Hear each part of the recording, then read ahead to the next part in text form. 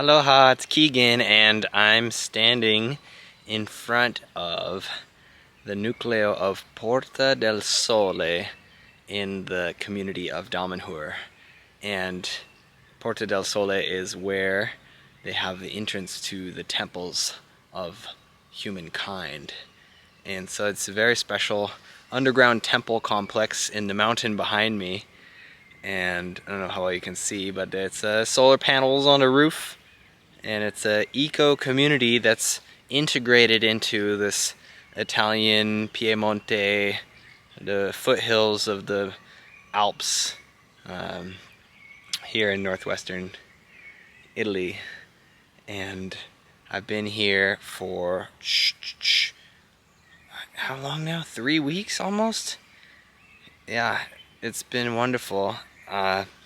Volunteering for the Damanhur Fest, the first festival that they created here, as far as we've been told. Although this is a 50-year-old community, so I'm sure that they had some celebrations that you might deem a festival in the past. But anyway, it's the first Damanhur Fest, and should be the first annual, so we have some exciting things to look forward to. It was pretty basic as far as festivals go. Like they were just offering a few workshops, so you could choose between 3 workshops during the workshop time. And that was, like, for example, I went to the alchemy workshop, and I uploaded that workshop onto my channel, so you could check it out if you're interested in alchemy. And it's not about the alchemy of turning lead into gold necessarily. It's about alchemy of personal transformation. That's what they mean when they say alchemy here. And I chose that. There were also workshops like the dreaming workshop actually went far over its allotted time. It was like 2.5 hours long, or at least. And people had so much to talk about with dreams. And let's see, lots of interesting things. They have the Damanhur Academy, which I've been following. So they do at intervals free courses about consciousness, some interesting hidden history, which is also, there's some in the alchemy workshop that Ranyo, who's one of the alchemical adepts here in Damanhur, was sharing.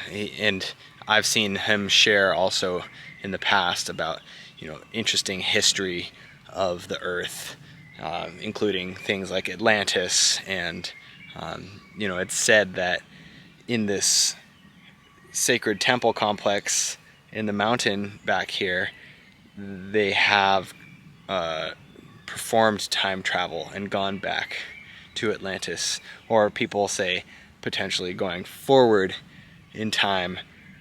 However, maybe you guys have seen some of these quantum time travel kind of movies, like Marvel's been coming out with, and that actually, and they're really indicative of, what it seems reality is actually, as far as time being, a fluid substance that's not necessarily like a linear. It's not necessarily like a linear progression.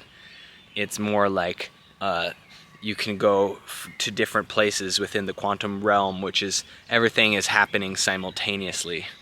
And so that's more like what time travel is. Not like you're going back or forward. You're actually just tuning into, or finding a different quantum station in the universal radio. I think a radio is a great kind of analogy, although it's much more complicated than just airwaves. It's actually space waves, but of the creation reality.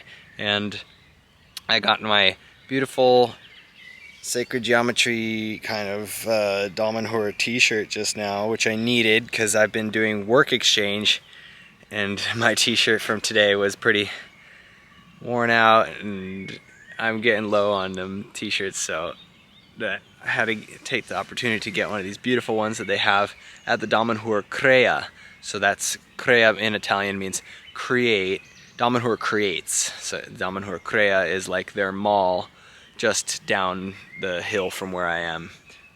So temples up above, a beautiful mall down below where they have, you know, a cafe bar and you know, the t-shirt, and they sell Selfica, which is this Damanhurian creation that's basically they make these little shapes with metal, and actually some of them are quite large.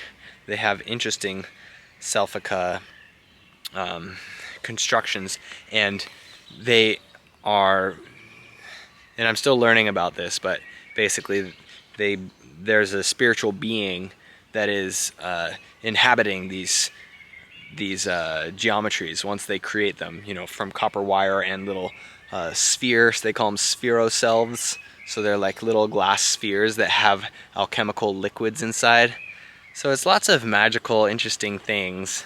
And actually there's Selfica wrapped and wound into the structure of these temples of humankind, which, you know, they're concrete structures that are dug into the mountain, and they have in them this elaborate metal, copper creation that and these beings that inhabit these Selficas are linked together. So that's my understanding right now, and I'm excited to, you know, explore, learn more about that, and share as I do. Yeah, it's interesting. There's a room in the Temple of Humankind where they have these spheres that are larger ones, and you know, what I've been told here is that they actually communicate with other intelligences like extraterrestrials and through these spheres. So a lot of really interesting consciousness experimentation going on here, but the people aren't, you know, they're not like, so how do I want to say this? They're human beings, you know, like like I said, they have the bar and the cafe, and they enjoy to, you know, eat and drink and be merry, and you know, everyone's driving around and living sort of, you know, sort of like any human town, right? Except for they have some very special things that they also do here. And I have the privilege to be doing work trade at Damil, which is, you know, also I've explored on this channel, shared some poetry around showing some of the spaces in Damil, which is like the capital of Damanhur. And they have an open temple, so it's like these columns and statues that have no roof, and that's to signify that it's non-denominational, that they're open to nature, that there's integrated with nature. And I explained in an article that I wrote also about how the naming of Damanhurians, they take animal and plant names that also signifies our openness and our oneness and complete integration with the natural world. And, you know, also people changing their names from their given name to an animal name as they become more involved with the Damanhurian community is something that signifies change. And that's a big part of, you know, the wisdom that's in this place of their philosophy, that, you know, life is constantly changing, and we need to, you know, to accept that. I think that's the chronic problem that we have as human beings, is this concept in our minds that things are staying a certain way, right? The status quo, and it should be upheld, and we have certain traditions and we think that it's so certain, when actually change is the only constant, and there's always a new undiscovered experience. And yeah, we need to open up our eyes and let those new experiences in, and integrate them and learn.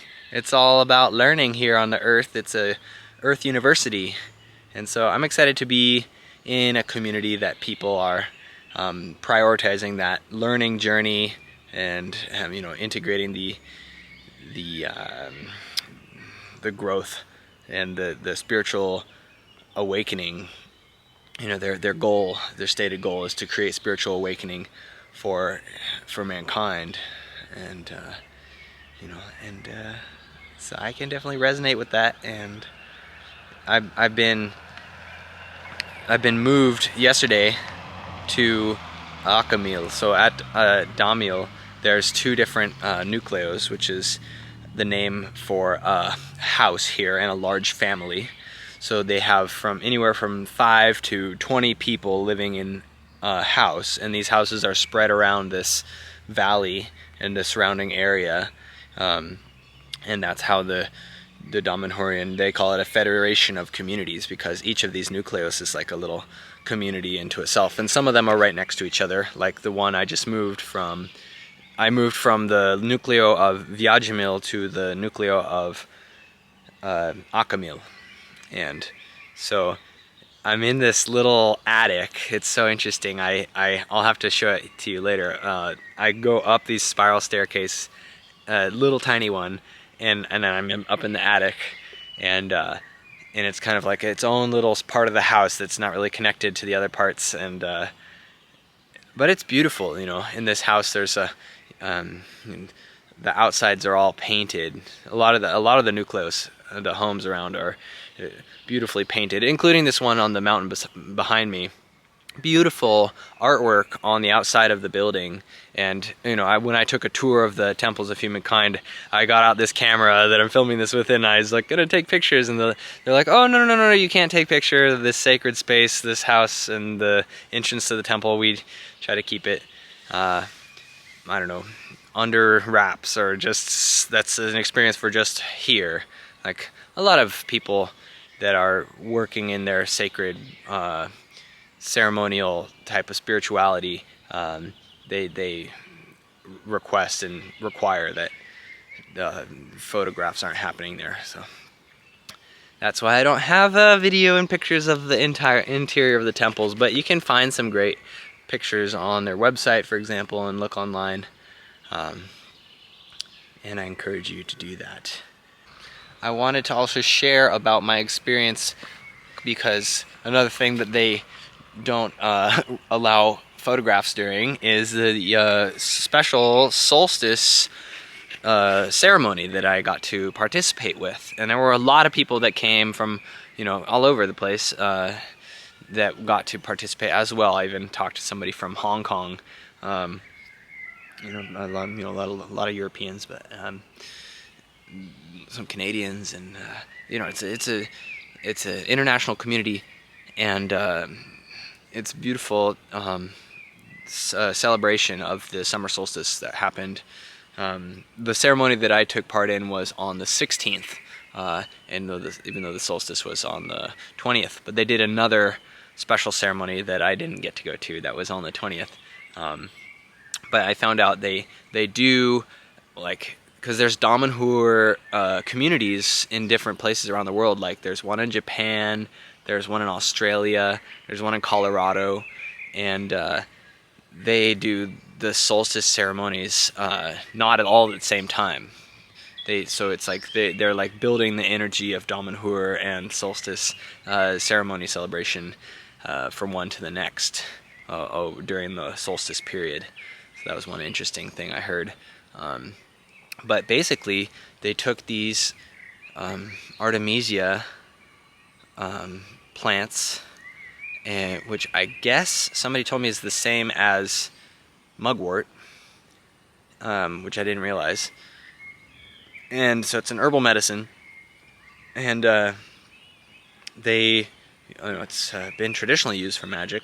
I'll have to do some more research about that, but and maybe I can write something about it, because it's probably pretty interesting. But they basically took all these little lengths, like 2.5 foot lengths of the Artemisia plant, and little branches of it, and they were passing it through the smoke of a fire, and they had 2 fires within a special circle that we were painting rocks for. So they have 2 large rock circles, and they're painted blue and red, and they also have a 6-pointed star that's a representing of union of all things, union of masculine and feminine, but their ceremony is union of all the different spiritual forces and beings to come together in one space, magical space, and they're blessing these plants with the fire, and they have one fire in the center, that's the solar fire, and they have another one that's off to the side, and that's the lunar fire. And so we all stood in a circle around these two fires, and they're passing the magical herb over the fire and like purifying it. And then we all got to keep one, so that was so sweet. They came and gave us one, and it was a lot more complicated. They have a sacred language and a sacred dance that's particular to Damanhur.